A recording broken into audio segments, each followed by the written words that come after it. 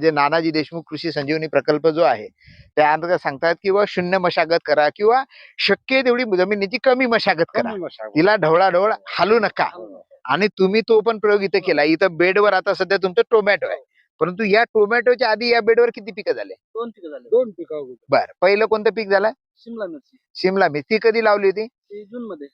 मागच्या वर्षी. म्हणजे हे बेड मागच्या वर्षी जून मध्ये फाडले, त्यावर शिमला मिर्च लावली तुम्ही. मल्चिंग पण त्या ठिकाणी केलंय. आणि शिमला मिर्च नंतर दुसरं कोणतं पीक घेतलं त्यावर?